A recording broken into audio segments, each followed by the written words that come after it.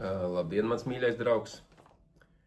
Šodien ir kārtējā šodiena, un viņa ir īpaša ar to, ka es esmu nolēmis sākt sarunu sēriju pašam ar sevi un, protams, ar tevi par tādu mūžsanu tēmu – ceļš pie sevis.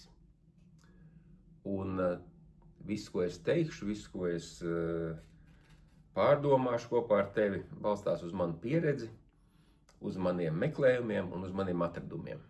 Tā kā ņem par labu. Šis ir pirmais ieraksts. Mēs jau abi zinām, ka dzīve ir ceļš. Un dzīve ir ceļš, un par šo ceļu var teikt dažādi. Tas ir ceļš no ķermeņa dzimšanas uz nāvi, no bērnības uz vecumdienām un tā tālāk un tā joprojām.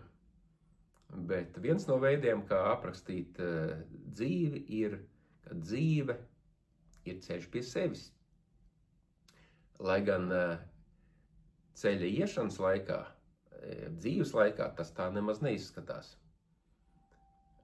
Pat ja cilvēks nomaina savu domāšanas veidu no pilnīgi pasaulīgā uz garīgo meklējumu virzienu,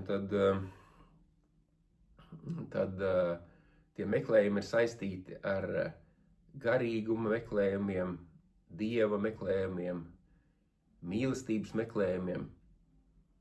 Taču beigās izrādās, ka vienīgais, kas ir jāatrod, esmu es pats.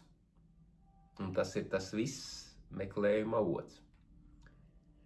Manā dzīvē viens no tādiem būtiskiem pagrieziena punktiem manā sapratnē bija tāds teikums, ja vārdu salikums, ko es izlasīju Aģa Šanti grāmatā. Tur bija apmēram tā teikts: tas, kurš meklē, nav tas, kurš atrod.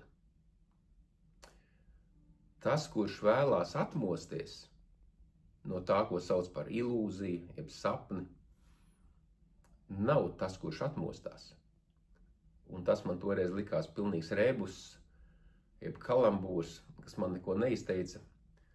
Bet, pienāca tas brīdis, kad tas, kurš meklēja, nebija tas, kurš atrada. Un tagad es to